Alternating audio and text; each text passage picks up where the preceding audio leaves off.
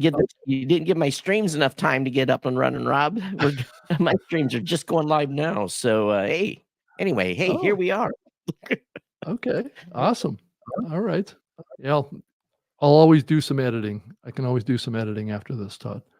Yeah, So it'll work out. So, hey, here we are. We're back, or at least I'm back.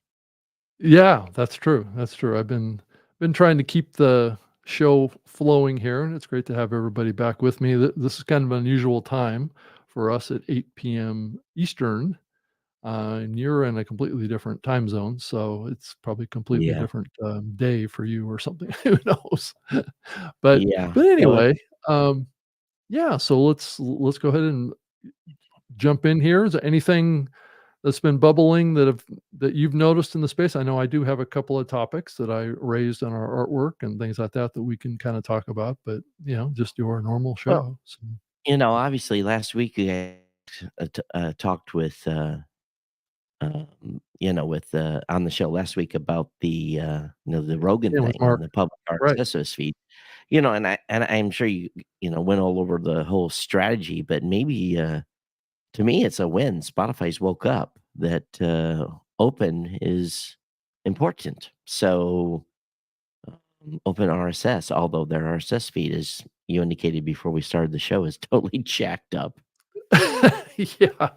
Yeah, I think the big thing that I took away from it is that I guess, and James Cridlin has pointed this out in the newsletter, is that the open RSS feed that's now available through um, Spotify for podcasters rather than Megaphone, which I thought was really, really interesting on that front. But his feed has 2,258 episodes in it. I don't think Apple Podcasts is going to display that many. I don't know what you think, Yeah, Todd. yeah. I think their limit is. I thought Because it was like remember, they changed the upward limit. I can't remember what the number I thought it was. was like 1,000 was the max or something like that. Yeah, I they might be okay. Of course, it's kinda dumb to have Right. that many episodes in a single feed just on the pure load time it's gonna take to load that feed. Yeah. Uh, mm, I guess yeah, yeah, so Spotify's that's not concerned about the bandwidth, I guess, but he has to. I think you have to be considerate of the apps that are trying to render that, right? right, right, right. Now if the apps are smart and, they are only gonna just kinda they're gonna read the header and a little bit of the file. They won't have to parse the whole thing if they're being smart in the way they parse feed, but, Yeah. really, ultimately, that's still a lot of episodes in the feed. I I wonder though why they chose to go with Spotify for podcasters rather than Megaphone, which is more of a enterprise platform. Um, I would suspect is it for because he's PR doing reasons, you think? I think it's because he's doing video. Oh, that's a good So point. Right. That's he a good point. probably has Yeah, I to hadn't be thought on about there that. because of video, I would assume. Yeah, yeah, because that's the platform that you upload your videos through too, right? Yeah, so, obviously, they're integrated, so from an ad delivery standpoint, it probably doesn't Yeah, matter which publishing platform he's publishing on, but, um, and their announcement of them canceling their internal recorder in lieu of mhm. Riverside was kinda news too, Oh, and as kind of well as also their editor too, I saw. So you're not yeah, really gonna be able to edit in their platform. I guess and that's that all gonna that was a happen with big the Riverside it was tools. that was a big attraction before, for a lot of Spotify creators was well, not Spotify, but, Anchor before, so my perspective on that is now that, some podcasters that are going over there will likely not find that platform as appealing because they don't have onboard recording, but who knows? I might be wrong. Or maybe they just found out that no one was using it. Yeah, does that mean that they removed the ability in the app to actually record directly in the app to their platform, I That's wonder? that's what I assume because you could do multi-person recording before within the app. Right. So, uh, And Yeah, again, all I saw speculation. was the editing aspect of it being pulled out, but I guess you probably don't wanna have a recording platform, without editing capability in there if Yeah, it kinda one goes with the other, that's one yeah, things that we've talked about before. If we're gonna build a recording platform, then we're gonna need an editing platform too, so, right. And then yeah. the other thing that was pointed out is that the artwork, is 1.4 megabytes in size for the Joe Rogan, cover art, for the podcast, and Apple has a limit, of 500K, so Right. right.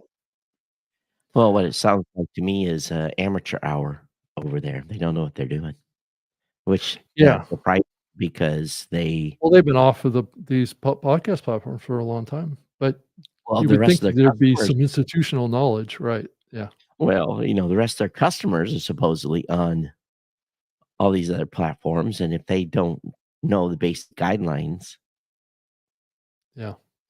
yeah, it It's an is what interesting it is, but, right. you know, I don't know, we'll see over the next week if they've read Pod News and if they update their stuff to make sure everything is compatible.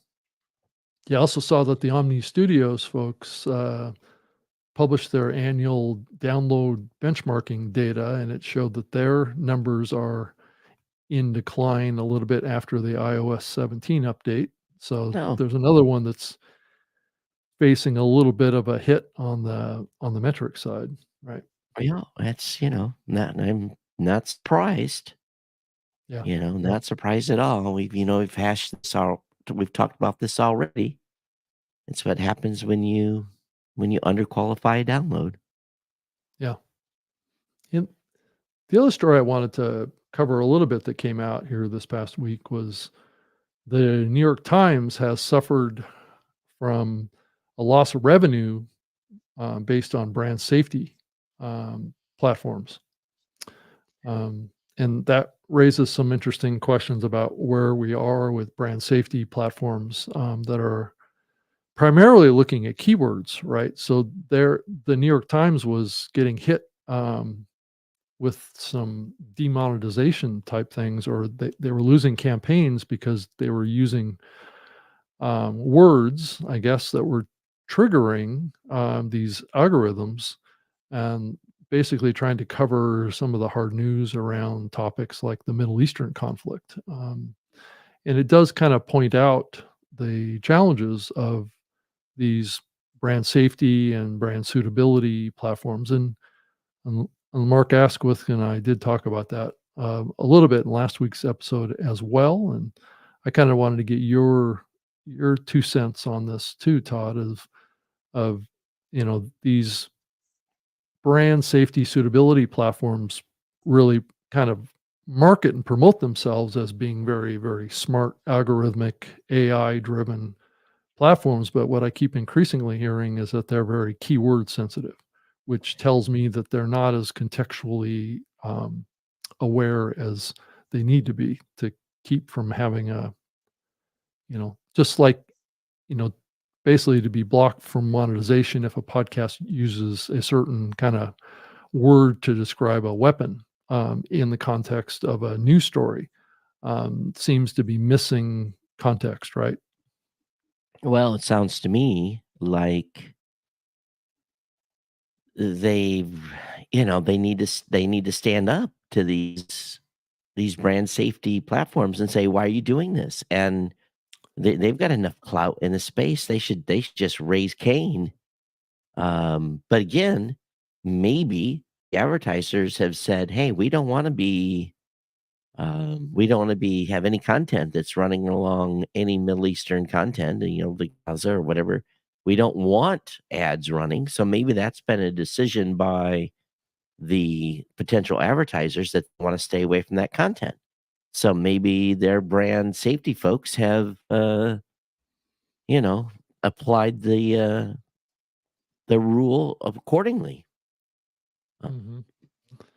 Yeah, I just wonder, and I've heard other podcasters, and I think we've mentioned it probably last week to some degree, but there has been some big podcasters that have been feeling the pressure from these brand safety platforms that they have to adjust their content, and what they talk about, especially comedians, right? That are increasingly feeling like if they want to have a successful ad campaign, they have to, with certain advertisers that they can't go into certain topic areas, right? Else they'll get demonetized from it. And I think this is kind of a little bit of a dangerous trend because I don't believe that there's a lot of solid data around um, brands really kind of like losing revenue opportunities when they're around content that maybe is controversial. And I think this gets back to more of an agenda around ideology than it is around Well, business. well, And that's again, what's really, really driving it. I think it's all about the advertisers. The advertisers have said, we do not want to be in this type of content that's using these types of words or topics. Right. And so, because the podcasters have agreed to be on these platforms that Well, look at some their have, shows. and some for the longest period of time, Todd, a lot of these podcasters, big shows, didn't even realize that the advertisers were evaluating them based on these platforms. Well, then I think that now is it's a little bit more above board now, um, because these platforms have been working more with podcast networks and platforms, that are selling advertising on a larger scale. well, And then that's the podcaster's fault for not being informed. That's if you're in well, the if it was ad getting kept from them, Todd, oh, that that's was the true other too. part of this that was going on in the early days of these brand safety platforms, is that I heard directly from some that, because I asked them, I said, "So do all the podcasters that you evaluate know that they're being evaluated?" And the answer I oftentimes got was, "Probably not." So, these things are increasingly being brought to the podcaster's attention. Um, and I think that's why we saw like Conan O'Brien kind of do a whole episode on this and talk about it. Actually, if you want to do a search for Conan O'Brien and brand safety, in YouTube, you can see what I'm talking about. He got in there and was talking about, well, I can't I can't do certain jokes anymore, if I wanted my show to be sponsored. So it's causing him to change his content. And that's what my biggest worry has been all along, is that this creates an environment of podcasters self-censorship. And Again, yeah, I guess I'm at this point in the game, as long as this has been around and talked about, I guess I have no self-pity on this, yeah, and again, you've made the choice, and if you want revenue from advertising, then you have to play the game, and if that means changing your content, then you have to change your content to play the game to keep your revenue up, or you wanna stay true and you wanna use your real voice and you want to, um, throw a double middle finger up at the advertisers, then you do content as you want to do, and you suffer the decline in advertising dollars. yeah. Or you complain and you raise Cain and you say, "This is wrong." I don't think the advertisers care. I think the advertisers are basically taking a very, conservative approach and careful on the type of content they're advertising in, and Yeah. No, I it's a get sign in their time. goals. Right. I get their goals, but there's not a lot of data that maps to them Oh, being in podcasts that are controversial and their ROI going down. I think it's just a knee-jerk reaction, and remember, one Well, it's thing we have to think ideology, about. Todd. It's Yeah, it's it's if these topics are talking about areas that their brands don't wanna right, be right, right, associated right. with for ideological reasons, then that's what's causing this to happen. Now, granted, Yeah, that's not happening in every instance here. These brand safety platforms are finding, legitimate hate speech, and they don't wanna be associated with that kind of stuff. But if it's stuff that is, I you know, I that think that most that that definition of hate speech keeps getting wider and wider, to I cover think more the things. majority of shows that are running advertising, that they're advertising in the New York Times, they don't have to worry about having hate speech in the New York Times content. So, Yeah, but they've those are chosen. the ones that have publicly complained about loss Right. of revenue is the New York Times. That's what was in the Yeah. news. So, yeah. So, and again, it was nothing to do with hate speech. It was just reporting on the news. Yeah, it's like And talking about, war and talking about conflict and talking about the use of weapons and things like that was getting them demonetized. And I don't think that's what the intent of all this is, right? Is no, to again, right. if advertisers picked a topic that they don't want to be associated with, Yeah. then, the podcaster or the content creator suffers the consequences of that.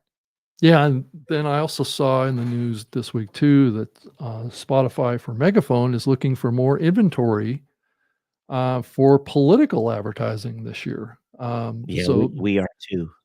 yeah, they aim to take advantage of a predicted election spend across all media of over $15 billion, and podcasters who block political categories won't get the incremental revenue. Is what the story came out. So, not quite sure Yeah. why, podcasters would block political categories. I guess it would be in categorization in Apple. Is that what they're Um, talking about here? what we're doing is basically our programmatic provider, Mhm. our partner SoundStack, has Yeah. said, "Hey, we have political inventory." And so what our approach is we are breaking out shows left, right, and center, and basically gonna approach those shows and say, "Hey, um, do you want political advertising? And if you do you prefer left, right, or center?" And that's going to be the approach to it. So I would assume a left leaning show would want left leaning advertisers, political advertisers, which is kind of dumb because, Yeah. to It be is honest kinda with dumb. Right. you're preaching to the choir there. So Right, um, and I'm not sure that and this probably some research that needs to be done in the industry from some of the key research players is to actually look at brands that advertise on controversial topics that maybe, like a left leaning brand that advertises on a right leaning podcast. Is there a decline in revenue? And if there isn't a decline in revenue or ROI, then what is the real reason for blocking well, that ad from appearing again, over there? Right. most political stuff is definitely awareness.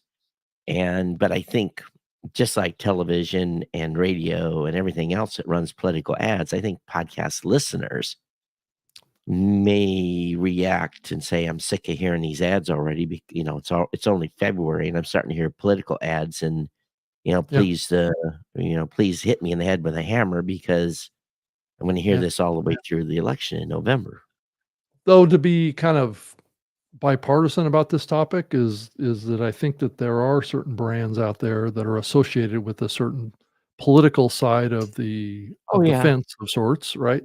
That if they are heard advertising on media that would be considered to be on the right, maybe there is a chance that they wouldn't have as much patronage because they're seen as supporting the enemy of sorts. Or or would So a or would a, show that's running back-to-back advertising like to hear a ad for product X and then have, an ad immediately follow from politician Y?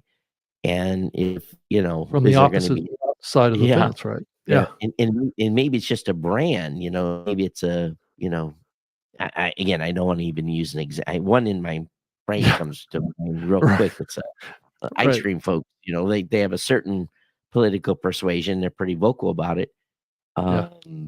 So, would they want a conservative ad to run, next to their ice cream ad? So, I Yeah, and don't it does kinda speak to how far we've come on that, that ideology is really causing this massive divide, even from a business perspective. There's this concept of parallel economies, so you have certain conservative shows that are only running ads from companies Yeah, that are vocal about their political yeah, orientation to the market and on both sides of the fence, right?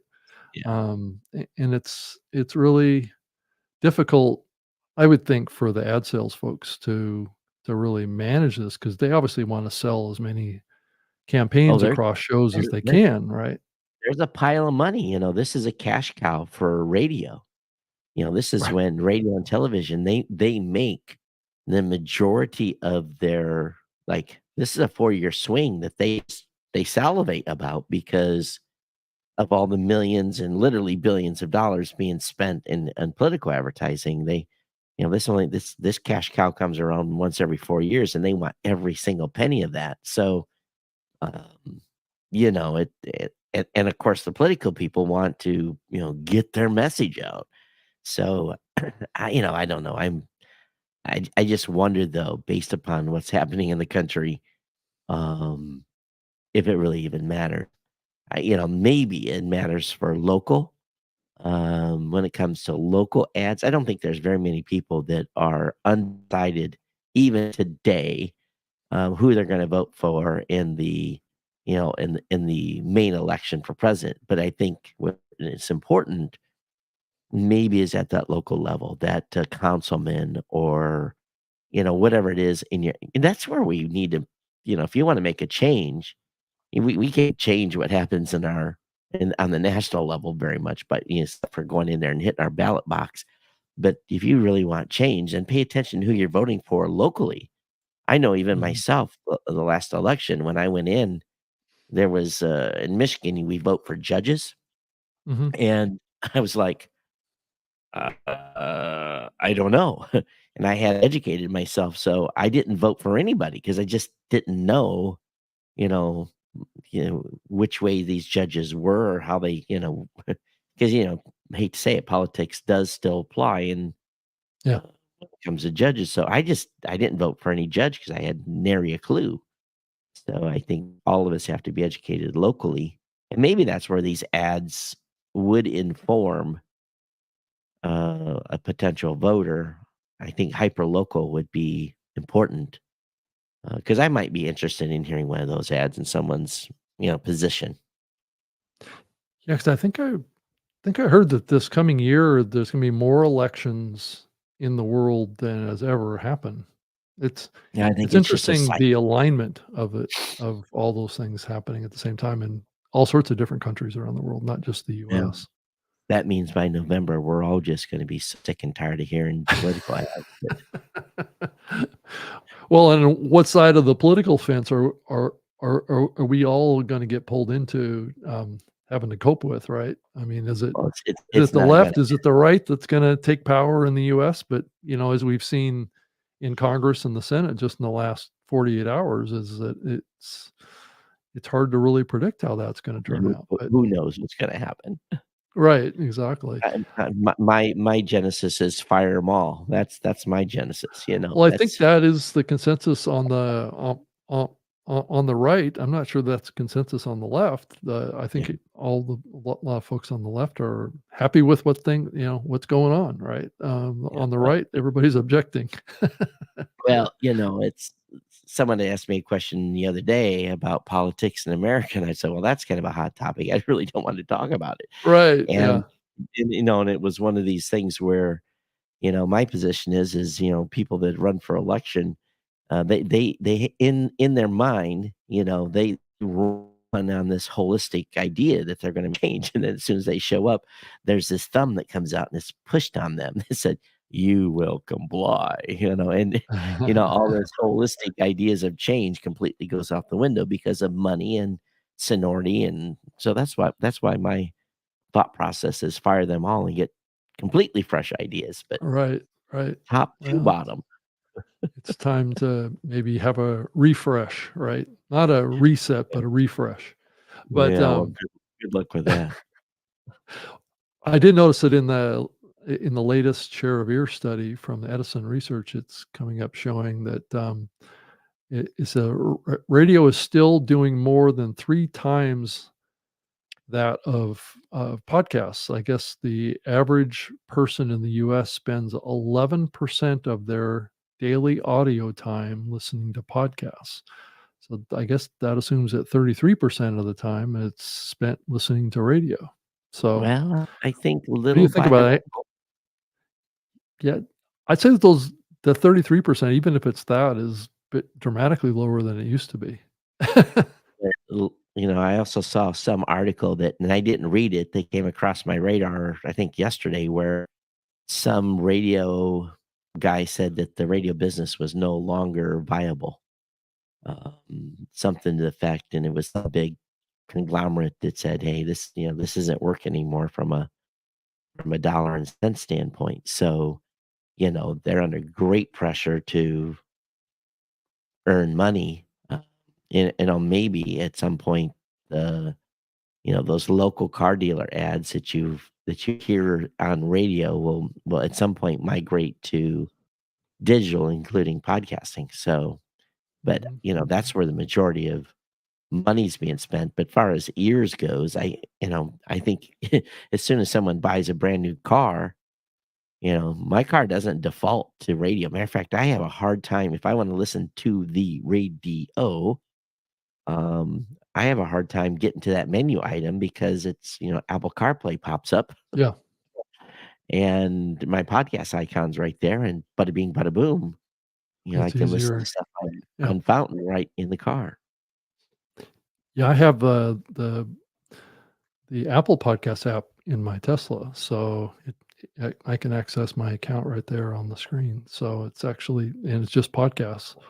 So I don't have to have any radio in there if I don't want to. So it's just a matter Right. of, just popping up the app just like on my iPhone or my computer. But I thought it was interesting, too, that as we look forward though on the radio side, there is kind of, I think, a, a little bit of a desire to tap into the podcast market on the radio. Matter of fact, just this past week, I started doing kind of segment promos for uh, a Beasley initiative that's playing like 15-minute clips from podcasts on their radio, like in a Hmm. playlist type of a format. And I'm doing the intros and the exits on each of those segments in 4-hour blocks on, I think, like 6 or 7 different radio stations in the US. So, Hey, did forget to mention we are lit and yeah, live on the video side for okay. podcasting 2.0. I have the video HLS stream going up, but not the audio today. So we are up on the video stream lit and live. That's interesting. Okay. Yeah. Yeah, I didn't know that. Yeah. So, how are we streaming on the video side through the Lit platform? What's the Well, right now, what we're doing is you're feeding my restream right? with the stream. The Okay. restream is sending a stream over to Wowza, and Wowza is Got it. running an HLS stream Oh, they that, are. Okay. yeah, they're running an HLS stream that is basically configured to be able to be viewed in the modern podcast apps at Oh, podcastapps.com okay. to be able to be Okay. live with video. Yeah. For some reason, I had this idea that that only worked with the audio side. So it's good to hear No, that it's also yeah, on the video it's side both. too. Yeah, audio and video. But, kind of it's a bit of a hack because Restream doesn't support HLS, so I had to maintain the Wild account to be able To actually do it. to do HLS, yeah. Got it. Well, hey, So the I wanted to mention too that the Podcast Hall of Fame, full video, from the it's been, oh, kind of finished and remade, is now live on YouTube. So I'll pull it up on the screen so here. how did it come out? I think it turned out really well. So I wanted to play really quick a segment from it, with Dr. Drew doing the introduction of Adam Carolla. And so Alright. And the let comedy me that, happened thus forth? yeah, well, the Adam Carolla video is in here as well as Oh, his little call to Adam Carolla as well. We were able to keep it all together. So oh, here it okay. is. Key. All right. Here we are. Thank you for your patience. Thank you for allowing me back in front of you again. Again, my gratitude for this evening and for the inductees. So I was just thinking that I'm here to present Adam Carolla with his induction to the Hall of Fame. And I thought at no point did he say, hey, would you accept it on my behalf? No, I'll send a video. Thanks, Adam. So I was thinking about what I wanted to say, and I'm going to keep my comments very short because he didn't feel sufficiently invested to help us out here this evening. We'll see how short his video is. I can't wait to see that. But I talked a little this morning, if you were at that event, about his and how we got together and how that happened and the serendipity of all that. And we talked a little bit about the sort of the chemistry or the magic of partnerships. When you find the right partnership, things just kind of work. Other people notice it, they will let you know. And he and I got together in podcasting. It was really, I guess, him that pulled me into podcasting. We done Loveline, of course, and then he wrapped that up and went to, he essentially replaced Howard Stern in the morning on a syndicated radio show that eventually went away. And he took his little team and just decided he was going to do a podcast and started doing podcasting and was very quickly the most popular. He was sort of before Rogan, before everybody, the most popular podcast on earth. Is actually in the Guinness Book of World Records for the most popular podcast. And I started thinking, well, what would he say is the model for a podcasting host? What kinds of features would he include in this? And so I've just made a little list. I was sitting thinking about this. And funny. You want to be funny, and we just have seen some great examples of people, great communicators. They're entertaining. He would say you need to have low self-esteem because he and I have shared that heritage together. It helps you check yourself a little bit. You always blame yourself for anything that's going wrong, and you, rather than wondering how things could have happened, you immediately blame yourself. In his case, he would say number 3, you'd have to have an impoverished childhood, not necessarily a traumatic childhood, just impoverishment, which is something he gets a lot of mileage out of. I don't know if you ever heard him talk about his grandmother and his mother. You need curiosity, he would say that. And you would need to be somewhat fearless, not heedless, but somewhat fearless in expressing yourself and being honest and moving forward. And the final thing he would put on his list would be something he has pointed out to me multiple times, which is when someone asked him, one of the staff there said, Adam, you think you have a crystal ball? That's why you're so confident. He goes, no, I have a crystal brain. So he would say you need a crystal brain as you approach your podcasting career. So with those things in mind, my honor to be here tonight presenting the award to Adam Carolla, who comes to us virtually.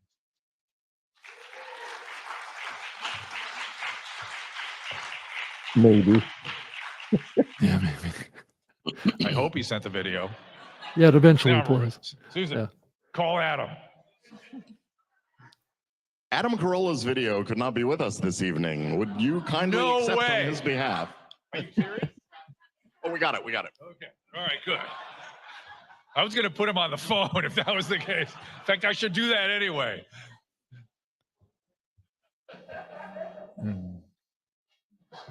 I'm going to call him.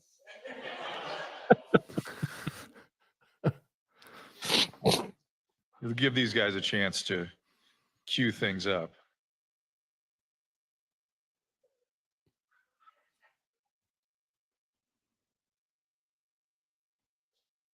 I know he's performing in Colorado, stand up, and it's, yeah, buddy.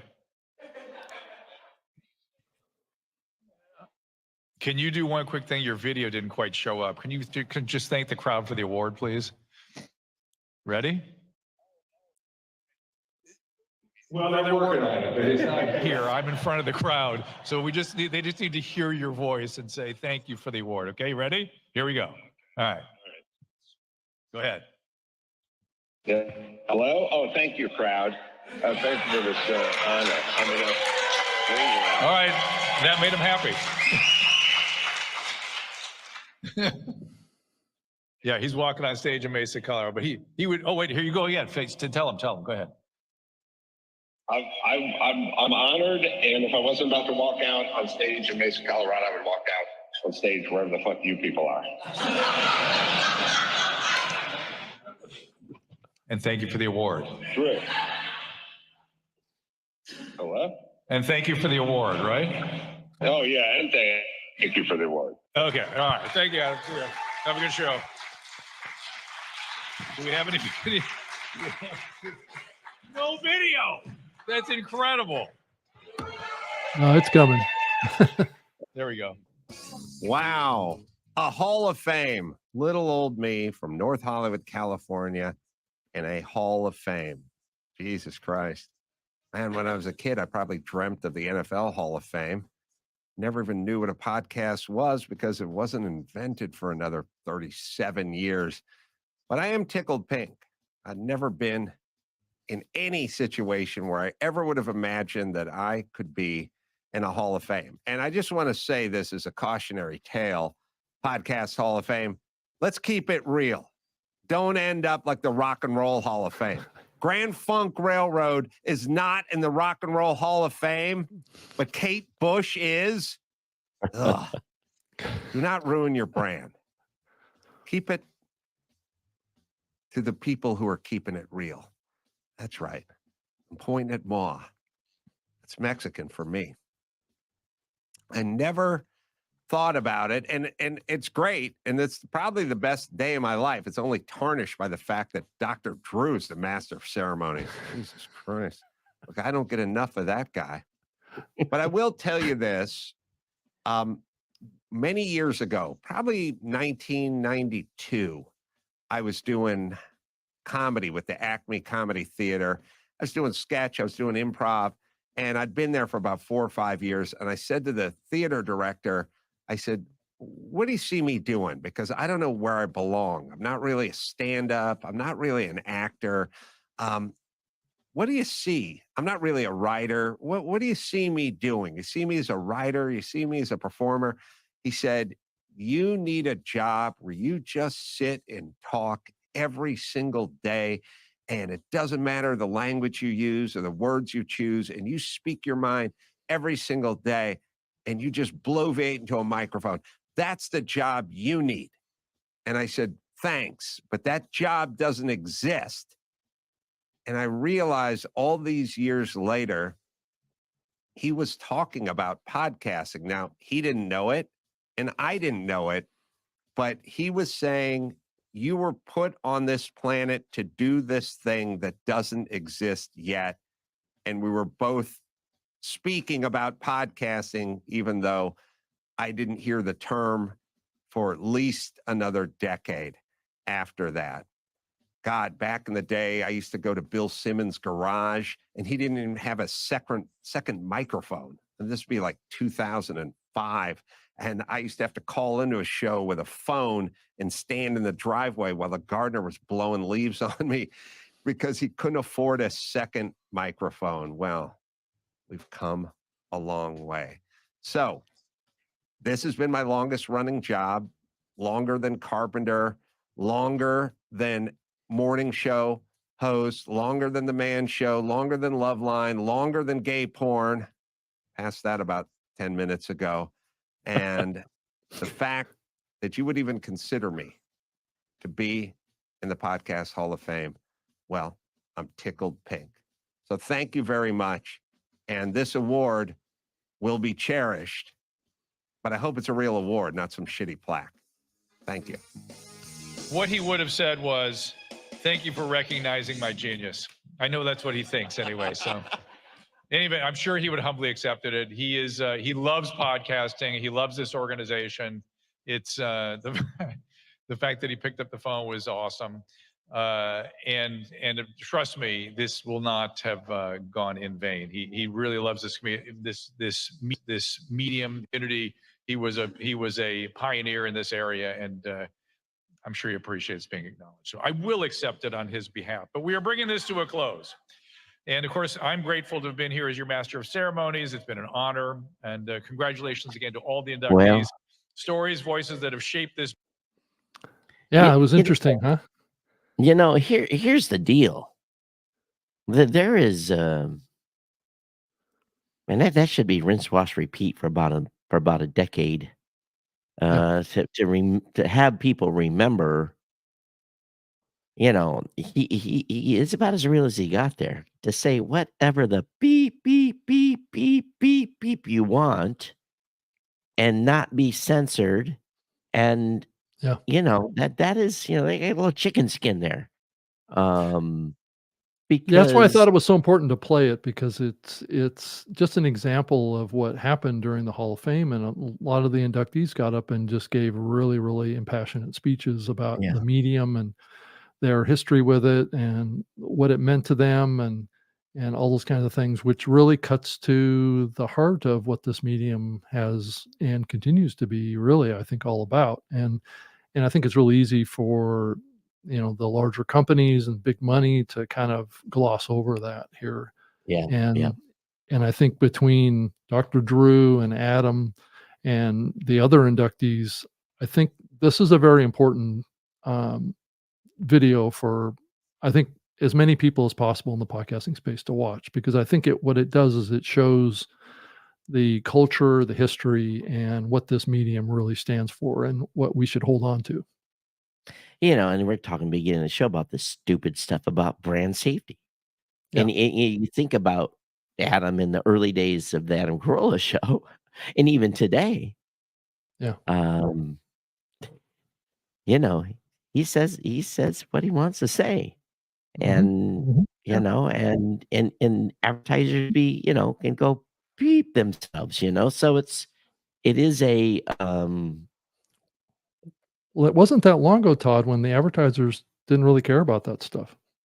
So if you think and, about it on the time scale of the medium, a lot of advertisers would have advertised because it was Adam Carolla, not now this because, this yeah he had a political this orientation. this is going to probably get me in trouble, but what it is an indication of you have a I gotta be careful.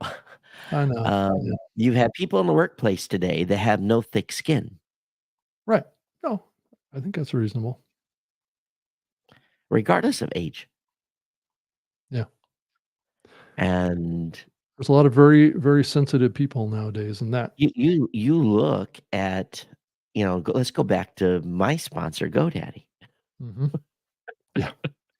And I weathered a few That's storms that's before a good things got, example, right? Yeah. here I am advertising GoDaddy, and then the founder of the company goes out and shoots an elephant, and publicizes it. And I'm Mhm. like, oh my God. Well, and What has Todd, you're not even, I mean, that's just one salvo on the That's one. storyline. That's Yeah. one. And I then mean, and yeah, then, then obviously there was and it was a different time, and GoDaddy has completely changed, and right. they are now about, making sure they empower women. But you think about Danica and the ads and not Danica, but the The ads that other GoDaddy ads, right, had was, right. um quite provocative. If someone goes back and looks for some of those eh, GoDaddy ads in a 5, 6, 7 range, they were pandering to men in a Yeah, big way, and yeah. maybe even pandering was the wrong word there. It was so It's just appealing to them. Right. oh, yeah, and if they were running any of those types of ads today, they'd be canceled in, like, 60 seconds. Yeah. Um Well, that's why they changed their marketing strategy like Right, right. 6 or 7 And I years ago. and Yeah. believe me, I thanked them when they did. Yeah, because you You know? were feeling uncomfortable with it too, I'm Yeah, sure. because I was Yeah. like, I'd send messages coming, "Come on, come on, you're killing me here, you're hurting my Yeah. sales numbers," you know? Yeah. And I didn't, and here's another thing, I didn't ever, um I was at some points, there was times when I had been their I didn't make excuses for him. Let's just say that. I didn't make excuses in the show or in the advertising about this behavior, Mhm. you know? And, so I tried to stay true, to my moral values at the same time and saying, "Hey, I do not agree with what they're doing here. I still love the product, but I don't agree with what they do." Mhm. So, and thank goodness they changed course. Yeah. So, largely after, the founder left. Yeah. Well, he was the one that was kind of leading the strategy, I would imagine, back then. Right. Mhm. So, Yeah. and you think about, brand safety, you know, it was more about podcast safety. Right. You know, for me, it was like, I had some audience members get uncomfortable. Yeah. Well, I think that was just prior to the Me Too movement, really, which was really Right, about, right, you know, right. female rights and Yeah, and yeah. and respect and, treating women, in a positive light in the professional workplace, and that became not a, cool thing to do. There was lots of men that were, thrown under the bus, let me put it to you that way, back in that era, and it makes sense that they made that change, Yeah, yeah. So, but but I coming do back think that Adam Carolla and Dr. Drew really speaks to the early days of media too, and kind of how we saw things. And I know, things change, and the media landscape is changing, and we're adapting. But nonetheless, I think it's helpful for a lot of people to really understand what the roots of this medium is. But I think that there is this increasing understanding is that we're moving into a new era with this medium, and it is changing. And I guess that was a big thing that Mark Asquith and I talked about too. And then also, I had Tom Webster on prior to that, and oh, he was, you guys got some grief, in the chat channels because they were like, "Todd's not there to defend." yeah. Well, Tom felt like the induction committee needed to be much broader in its scope, than how it was structured. I don't know what you think about that, Todd. Do you think that it needs to be expanded beyond just the inductees? No. Okay. Yeah, I'm just trying to get a pulse of what people out there think, and I think that there's a little bit of an ideological reason for this as well, that there's an interest in that. So, but I'm just trying to do the right thing for the medium, and I kind of know how others in the Podcast Hall of Fame feel about this same topic. Because as soon as you bring in non-podcasters, Well, it's not that it's non-podcasters. I think what his well, point was is just bringing in people that are not necessarily the inductee, um, class, right? They can no, become very. I think what you end up having then is it turns political. Yeah, I think that there is a definite danger of that, you know? Um, I've seen that happen before, so I'm I'm very experienced in that type of stuff. I think in the end, So, if you if the classes continue to be diverse and yeah, representative of the space, um, AKA, even though it may be some of them are a different era, oh, um, I think definitely. I think it's important that those folks that basically were the foot soldiers that were Yeah, breaking the ground built the medium, right. that built the medium, in all cases need to be honored. Yeah. I mean, we And can't just skip over people because of no, a change in kind of political ideology, no, no, no, and somehow make those people less relevant to the no, history of podcasting, which is the whole point of the Hall of Fame, right? yeah, It's do we hold on, and this gets back to what I was saying earlier, do we hold on to what the meaning of the Hall of Fame is all about, or do we abandon it because of pressure no. around ideology? And who's complaining? I haven't seen, and maybe you've seen it, but if people are Well, Tom. complaining about Tom has been the most vocal about it because he came on the show and told us his views on it. Though he wasn't very specific about it, he just Mm, generally made this comment that it needs to be broader than just the inductees. And I mean, to be fair, I did go look at like the Rock and Roll Hall of Fame and the Baseball Hall of Fame and all those and how they've set those up. But those have been pushed increasingly towards more of a accepted political infrastructure, which is not right. unlike what has happened with the Academy Awards and other types of awards Well, the organizations. Academy Awards is payola, Well, and you it's know? also not a historical thing. The example that I like to give is that this is like trying to open up the ideology to only nominate people for lifetime achievement awards, right? Mm, And that's kind of what the Hall of Fame is. It's different than an award ceremony like the Ambies or the Academy Awards, which is more like giving awards to content and people that were from like just the last year, right? And who had an impact. This is going yeah, back 10 to 15 years. And that may be a different kind of demographic group of people that we've just been slow to get into the Hall of Fame because of right. the 5 years that we've missed, Yeah, the backlog, right, and that 50 was the people or other so. part Yeah, too. yeah. Yeah, so And as you and I had talked about, um I'm fully behind doing a catch up mid-year if possible. But yeah, again, a in-person event once a year, virtual on the mids, and do that for a couple of years in conjunction with the Podfest team to make sure that we get caught up and meet these people that are well deserving, because there's a massive list mhm, of folks that should be. You just can't say, okay, here's the 60 that we're behind and let's induct them all at once, because you lessen the value of their time in the spotlight to tell their story. Um, we had an unfortunate circumstance here with missing some years.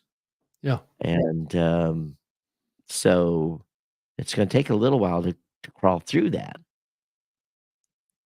Yeah, and Tom Webster did acknowledge that he's looked back at the past inductees and agrees with all the selections that we've made. It's not like, well, he said probably there's a couple of exceptions that he can think of about who got inducted and who should have been and who shouldn't have been, that kind of thing. But Right, right. generally across the board, it's a very good group of people that have been inducted into it so far.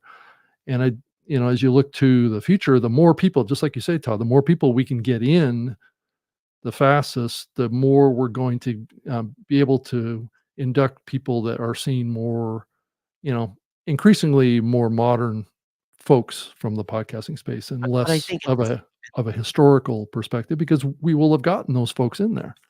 at the same point, there needs to be the component. And I don't know if this was not followed at some point in the early days. They said, okay, from this year, you had to be a podcaster in this year group and this Well, range, and the first couple of years, it was a minimum of 10 years. 10 years, yeah. And And then then Dan and Jared changed the criteria to 5 years, and yeah, that's not even a hard and fast yeah. And rule again, now. if you think of all the people 5 years plus, man, there's a stack. Oh, There's it's a stack hundreds. of great podcasters. It's hundreds. Yeah. And their own genres, and they've done their own thing in their own rights, and different groups and classes, and, everything. Yeah, and And I've had even people reach out to me and ask for, well, why aren't there any sports podcasters in there? That right, that kind of right. stuff. But my Sure. pushback to that is we never thought about a Hall of Fame as Category. being driven by a genre of content. That's never Right.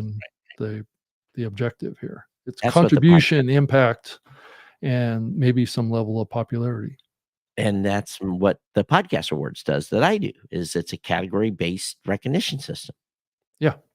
And you But it does. do like like more of a broad award too, Yeah, right? Yeah, yeah. right. So, we Interesting. have 30, we have like 5 categories that are broad and then 25 that are narrow. Mhm. So, by the way, the registration is open for the Podcast Awards. Oh, it is? Okay. Little plug here, podcastawards.com. Yeah. And that awards ceremony is coming up again in September? Is that International Podcast Day, yep. in September of next year, right? September 30th of this year. Yeah. This Yeah, year. yeah. Right, correct.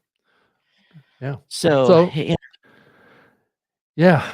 So it was definitely this whole Hall of Fame, opens up a kind of like a fairly large can of worms that need to be sorted out and decided in the industry of what we want. And the inductees want to have a say, but I do have to say that only about 2/3 of the inductees actually participated in voting this past year. So I would like to get more participation of the inductees, even in the selection process. right. So this is a little bit of a call out to anybody, if they are listening to this, that are part of the Podcast Hall of Fame, to participate in the voting, because we want to have your vote on who we need to induct going forward. And folks that are not participating in that process are really not helping us keep the process that we have. So, Right. And, maybe there needs to be some criteria too. I don't know. Again, it's if you try to stay pure and keep it, because as soon as you start applying rules, then that automatically causes exclusion. right.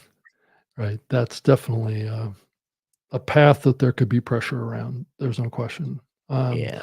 The other thing that I've seen other Hall of Fames do is to like bring in, let's say, a few people that would be considered to be kind of like historians or folks that were journalists in the podcasting space. Now, granted, that's that I But don't at know the what the same, viability of that is. I don't yeah. know if we have any legitimate historians in the podcasting space. But again, we have to remember that most other award systems Mhm. are monetary based. If you look at the Academy Awards, 100 like Yeah, but minimum. not Hall of Fames though, right? Do you Again, have I'll to have pay to be considered in like baseball Hall of Fame? that. Or No, I don't think so. But I if didn't think you so. want to get an Academy Award, you have to pay your entrance fee. Uh, I mean, it is an so interesting point though. I mean, it shouldn't change the selection process, but I don't. Yeah, I don't know. I I'm don't not know. sure that a pay for play model really has the same No, legitimacy. I don't think so. Yeah. People Though, complain enough that in my podcast sports, people have to register to participate. But right. here's the thing: we don't survive if we don't have that. And obviously, what we really need for the Hall of Fame is more backing. More corporate backing, more. Yeah, more sponsorship, and More that's sponsorship. clearly on the docket to do Yeah, in the coming years. It's not going to be as much of a Lipson event going forward. It's going to be more open to the whole podcast space and to try and get more broad-based support for it. Lipson has done a good job of kind of getting it off the ground and getting it moving, but I don't see that as a long-term approach. so I think we just need to come up with a budget number, and we need to get that budget number early. Yeah. And then go after the money. And if it's 20 or 25,000 or whatever the number is, Yeah. we need to make that happen quickly. And Yeah. I had made a comment to Chris. You don't necessarily need a Dr. Drew level MC. Master Soman, yeah, Master Yeah. Soman. Yeah. You probably could save a little money there by going middle of the road, or do you even need an MC? And maybe you find a comedian or someone that's Yeah. I don't Well, know. it's kind of the same thing. That's kind of what Podcast Movement did too. Is they brought in a podcaster comedian is what the model was, Yeah. and even the Ambies do that too. Yep. So they usually try and get a comedian / podcaster. That's kind of the model. Dr. Yeah, Drew that's is a little bit of a different Yeah. character on that scale. not cheap to bring in a Dr. Drew, so No, it's never cheap to bring any of these folks. right, So right, you need to have. I mean, even a comedian, you probably have to pay for their travel and that kind right, of stuff. right. So Of course. Yeah. it's they're showing up to bring some attention and things like that. And I think Drew, since I was kind of like his host at the event, I think Dr. Drew had a terrific time at Podcast Movement, as you could see from his comments that I played. Yeah. I think he had a good time at the event. He spent some time with some pro level podcasters in a kind of like a separate kind of Chris Yeah. has a pro track that Yep. has like maybe a couple of dozen big podcasters in it. Yep. And so Yep. Drew went in that room and spent some time with that group and answered a lot of questions and things like that. So I think he was really impressed, and he actually hung out with a lot of people after hours too. So you could kind of see him around. Yep. So he really kind of fit in there to some degree, and he's been a presenter at the Hall of Fame. I mean, the Yeah. last one back in 2022, he inducted Emily Morse into the Hall of Fame. So he's done this before, and that's why I thought of him, was because that connection with Yeah. Adam Yeah. and Dr. Drew was a perfect combo. And at the time, we were hoping that we could get Adam out there as well, but he had already pre-booked himself on a comedy gig in Colorado, so that didn't wind up working out. But you could see the tension between. But I think both those guys were joking with each other more than it was serious. I mean, both those guys have been working together for decades. So and they have their shtick, just like you and I have our shtick. That's right. And I understand completely the cost. Cost is the cost. Yeah. I just got my trophy bill. My trophy bill was 21 grand. Wow. So That's a lot. yeah, it's a lot. And it's that those are real dollars. And Yeah, and we have nice trophies with the Hall of Fame too. I got one on the shelf Yeah. right behind me up here. So yeah. And those trophies, I know how much they cost. That a alone, couple $100 each, right? a 360, 370 is what that trophy cost. Yeah. To produce, and it's heavy. So let's say 400 a piece. So you're just in trophy cost, you're at 3,200. Yeah. Which is not that big of a deal dollar wise, but it's still a number. It goes in the stack of everything else. Yeah. Right. So true. Yeah. and I do understand the why Chris charged for tickets. I think that was probably smart on his part to recoup some money as well. And it was a nice intimate crowd. There wasn't 500 people there. There didn't need to be 500 people there, because what is the award? The awards was more produced for the YouTube video and the audience later that get to view it. So Yeah, and we didn't have a budget to actually pay the production team in there to actually produce the video. There wasn't enough money to pay them, so they were the AV crew for Podfest, and they did the best they could, and with the resources that they had, and thank goodness Right. that they're able to pull it together and come out with a finished, more complete video Yeah. of And they the run color of band. show that I created. It's mostly what the run of show was that I created for the event. They got the color balancing right on the video too, so you could see the color corrected, because Yep. or maybe what was on the screen was just not good. Maybe Right. what was recorded was fine. Right. Well, I mean, you can do a lot in post-production, and that's Yeah, what's a been lot. discussed a lot is, let's not do it live. Let's just make sure we get a good recording and then put it out afterwards. Yeah, can Is do that too. probably a safer way to go. Yeah, I think so. Yeah, Yeah. getting that master recording is key, you know? Well, Yeah. because they were really struggling with the bandwidth in the facility too, Uh, and that was another big challenge with it. There was multiple things that they were struggling with, and I think, the podcast movement folks have did a terrific job with it in the past. Podcast. Oh, yeah, podcast movement, but yeah, now it's with Podfest, so Yeah, it's a different production team and process and stuff, and yeah. they just hadn't done an event before where the podcast movement folks do all the productions, like, say, for the Ambies, which I worked with them a lot with the Ambies too, so they do a You know, fantastic job. and them simply using a product like StreamYard probably could have improved Yeah. the live stream output, which, you and I joked about after the event. Yeah, but if they can't get good bandwidth, that probably wouldn't have made Right. a difference No, anyway, wouldn't have made a chance, yeah. so as long as they got it recorded. So anyway, I'm hoping to get you more involved in the group as well for the Hall of Fame here as we look. I've got calls set up with a bunch of people that were involved in it and trying to brainstorm for what the future looks like. So yeah. Yeah, should be fun. Hey, one thing I did notice was, Rephonic. Okay. They did some matching, and I dug into that a little bit, and I thought, "Oh."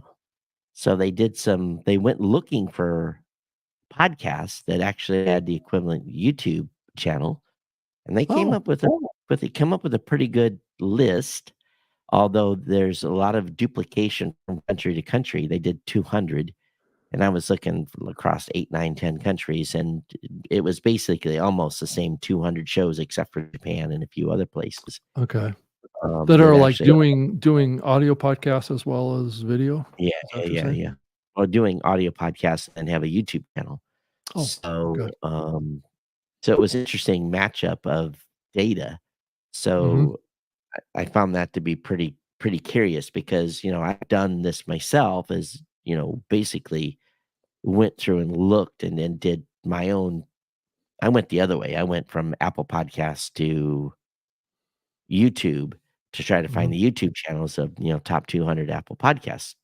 podcasters, and that did not come up with a large number of folks. So that does show me that there are YouTube channels out there that are doing well that are not making great headway in The audio audio podcasts. side. Right. Yeah. Yeah, I can see that happening.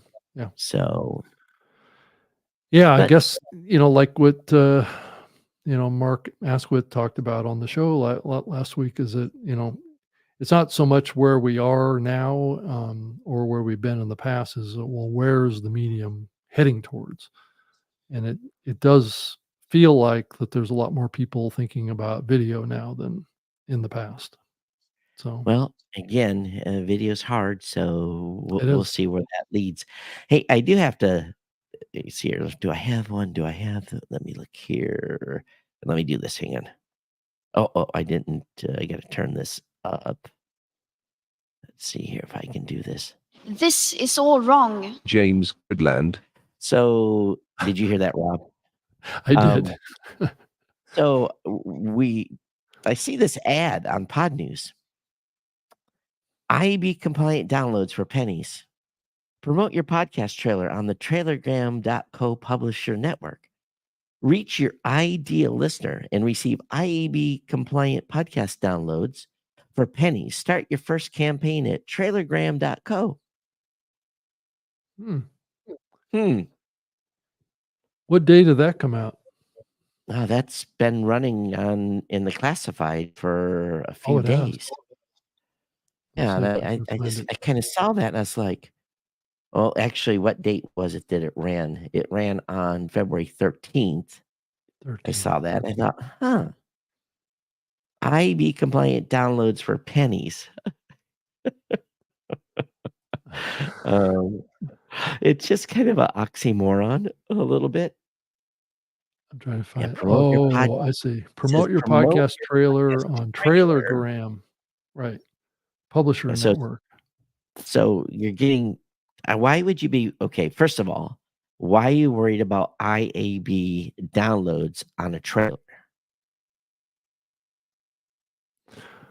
Why even mention it? Because don't you want wouldn't you say, wouldn't your ad be promote your podcast on Trailergram instead of this clickbait IAB compliant downloads for pennies? Because I don't care how many views my trailer gets or listens, and why would I care about counting the downloads for my trailers? And maybe what Well, it is, maybe they're doing trailers of episodes. well, they're doing. I believe what they're doing is they have like a teaser trailer that then will offer a link to the full episode. So that may Yeah. be they may be Mm, combining this together is what I'm trying to say. So yeah. Let me see how it works. We advertise your podcast trailer next to relevant content on reputable publishers and a network consistent of over 10,000 trusted publishers. mhm, Yahoo, CNN, ESPN. So they basically put you in a box. Trailer plays. right, and Audiences then listen to your podcast trailer and are prompted to opt in on their phones to receive push notifications from you about the future episodes. So in other future words, full episodes, right. yeah, It says episodes episode listened to listens take place after trailer. Right. after listening to your podcast trailer and opting in to hear from you, the audience is driven to our built-in player so they can listen to multiple podcast episodes. So basically, you quit paying them. No longer will you be able to. You have to convert that audience to a podcast or Spotify listeners. But it is a little. It's interesting. The wording is what tripped me up. The wording on buying IEB and what it looked like is we will get you IEB compliant downloads for pennies. Um, Yeah. that's what kind of made me go, I have no problem with the service and what they're doing. But why say IEB compliant downloads? Because they are trying to deliver people to full episodes. But that's like a couple steps down there. They're changing Yeah, it. right. So to me, it just is a little It's just a odd. way to appeal to people's interest in trying to drive their IAB download numbers. Right. Yeah, and guys like me see that they're like, "Oh, what are we doing here?" You know? But but if the trailer is longer than 1 minute, it still gets counted as an Yeah, IAB download. yeah, But I'm not sure that it really does because I do believe, and I'm not 100% sure on this, but I do believe that they actually host the trailer yeah. on So their probably it's own not. platform. It's So not coming off your feed.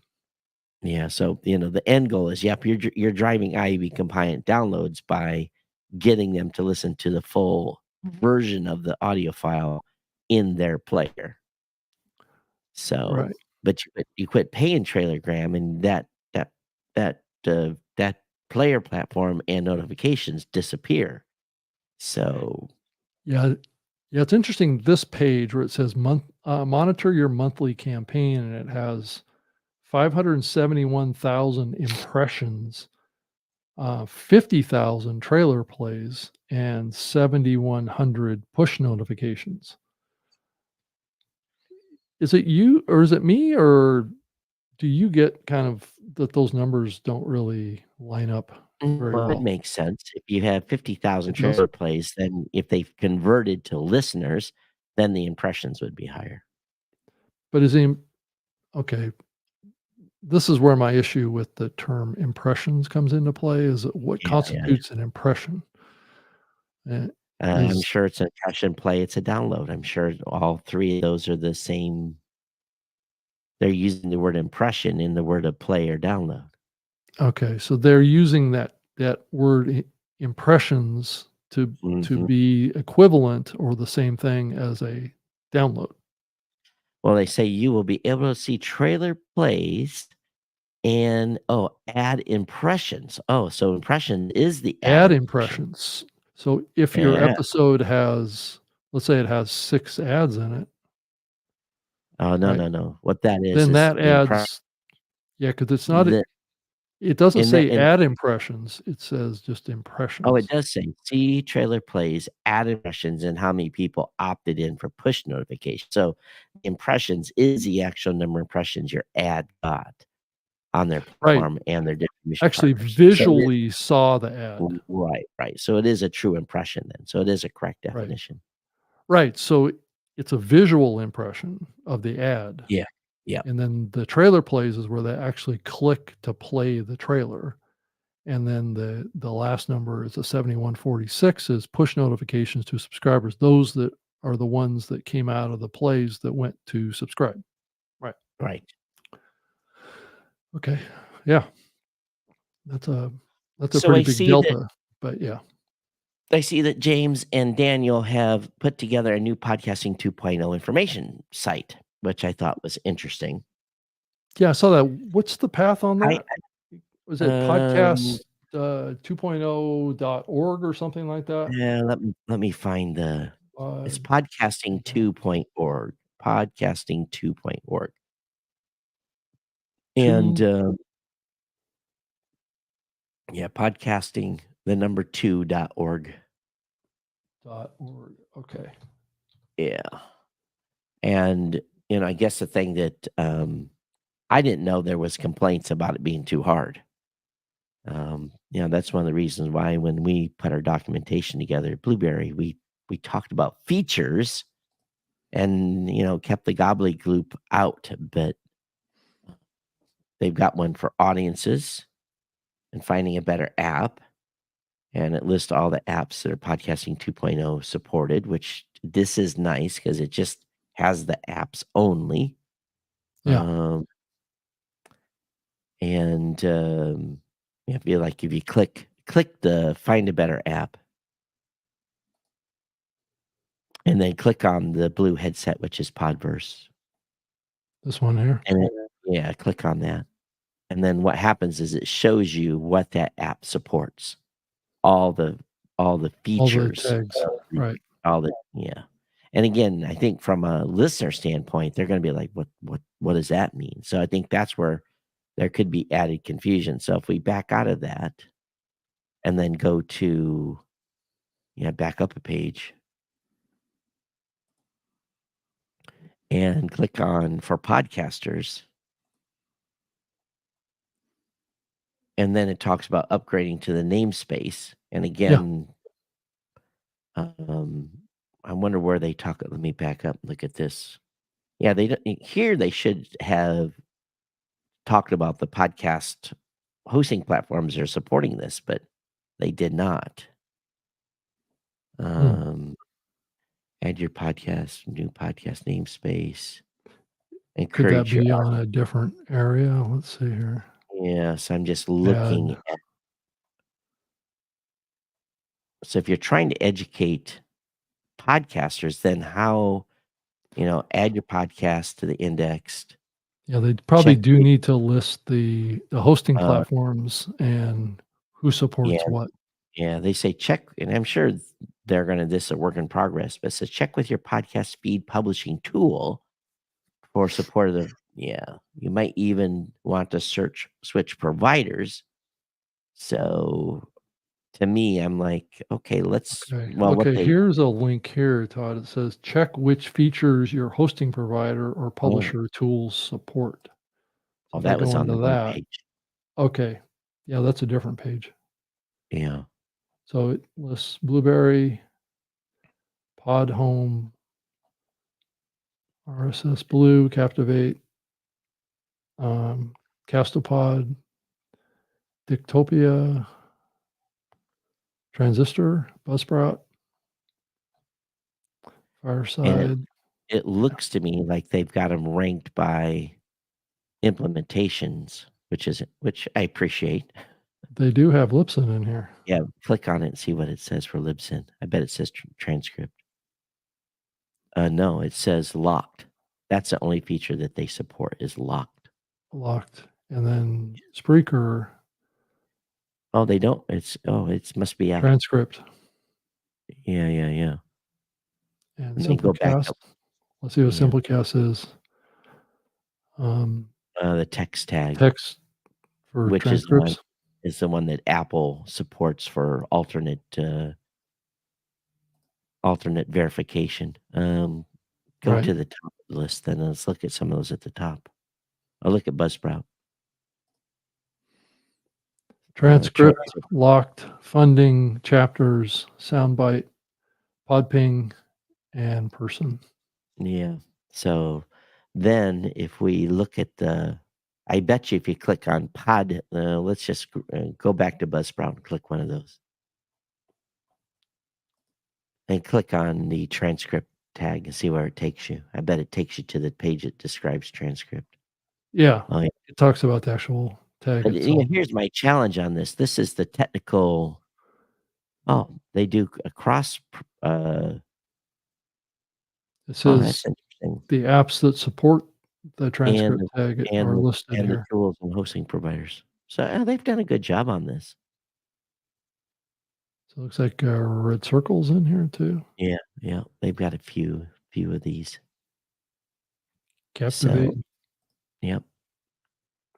Oh, then if you see how it's interlinked and you can look at who has what. Yeah. So I mean, it's nice. starting to get. I think, Todd, it's starting to get traction. It's clearly that just the fact that this site lists so many of the big hosts is Yep. a sign to me that it's making progress. It's been slow. I think Yeah. we can all agree that it didn't happen as fast, but the truth we is knew this. We're still on not it. much happens fast in this medium. So Yeah, we're on it. It's the education process. It's like my presentation at Podfest. Yeah. I think that's missing some of the 1, 2, 3, 4, 5, 7, 11, 13, 16, 19. Yeah, there's a few there that are. So what's Medium allows you to be able to set whether it's a podcast, music, video, film, audiobook. Set the type. Okay. Yeah, that makes sense. Yeah. Okay. So anyway, this is something people can check out, podcasting2.org, Mm-hmm. and get educated on. Says here, the mission of Podcasting 2.0 and the Podcast Index is to preserve, protect, extend the open and independent podcasting ecosystem.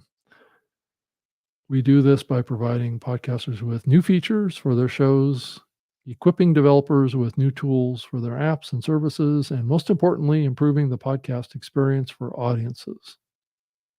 So, yeah. So, they've done a nice job on this site with the all interoperability links. So they've done good. Mm-hmm. I agree.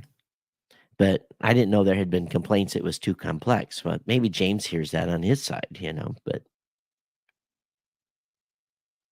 I don't know. Well, I think for listeners, it's too complex, but I don't think it's too complex for the. I do appreciate they did link to our Podcasting 2.0 resource page at Blueberry. So that was nice of them to do that. Yeah, I wouldn't say that it's complex topic for any of the hosts, the SaaS models. Yeah, I just worry about when we start showing technical XML. Yeah, right. My only feedback is, and I know Daniel's trying to get screenshots. I saw him request stuff. So I'm sure there's going to be more added to this site to actually show the feature in progress, the actual, what it looks like on the app. Yeah, I think we do need to have maybe kind of videos or visuals or something like that. And I know that Dave Jones did a presentation on this that has a slide deck. Yeah. But it's ever evolving. It's just like my slide deck I did for Podfest, and I had a pretty good crowd. Right. And sadly, there was a camera that was stolen at Podfest, so my session of all sessions did not get recorded. Because your session was in the camera that got stolen? Is that what No, happened?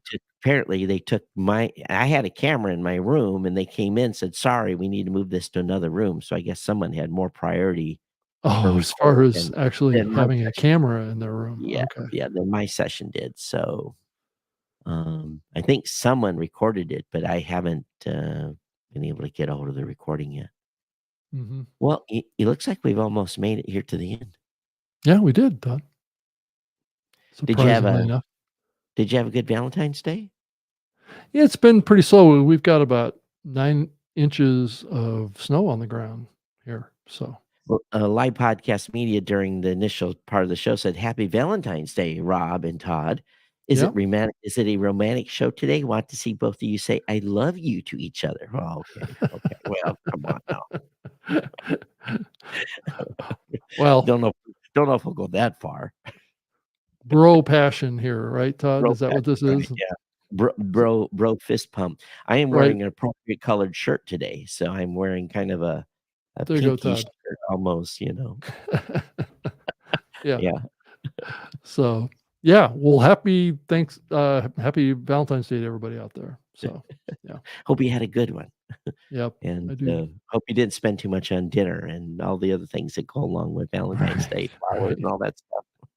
So am I gonna have you back, next Wednesday, Todd, Yep, or yep. okay. Same time, same channel. What's the date on next Wednesday? Let me take a look at that. That would be 21st. the Yeah, 21st, yeah. 21st. Okay. Yeah, we should be able to do that. Yep, I'm good. I'm good through the straight through. So, Okay. At the same alright. time, same Yeah, channel of sorts? sure. Okay. All right, Todd. Alright, everybody, thanks for being here, and, I do have an audio recording of this, Rob, so and I did get the video finally. That second link you sent me worked better. For some Oh, reason, I good. couldn't get Yeah, yeah. it's a big video file for some reason. I'm Yeah, not sure you why just it's need so to big. change the encoding down a little bit, like, it Yeah. doesn't need to be 5 gigs. Yeah, I know. Well, what should it be? What's the playback encoding bit rate that you I just changed the encoding rate per second. I reduce it down to, like, 1.3 or something like that. Oh, okay, yeah, Um, because I think it's currently set at 16 megabytes yeah, so per if you second. slower that K up, you don't lose too much quality, but, Like in for half or static, something like that? Like yeah, at least, yeah. okay. All right. I re-encoded it anyway and uploaded it, so you can Okay. take a Oh, look yeah. on the website. Okay, you did. All right. Okay, well, I'll do the same thing with this. So, All right, everybody, thanks for tuning in. yeah. All right, Todd. We'll see you later. See you later. Thanks everybody for joining us. And I can be reached on Twitter at Rob Greenlee, and I do a live show on Thursday nights at 7 p.m. Eastern called Podcast Tips with Rob Greenlee. So tune into that. It's on the StreamYard channels. So I appreciate everybody. And if you want to send me an email, you can send it to robgreenlee@gmail.com. Todd? Oh, I almost forgot. geeknews@gmail.com or at Geek News on X or at geeknews@geeknews.chat on Mastodon. Yep. All right. All right, everybody. Thank you We'll so see you. much. We're going to end the stream now. So thanks All right. now. Okay. See you, everybody. Bye. Bye.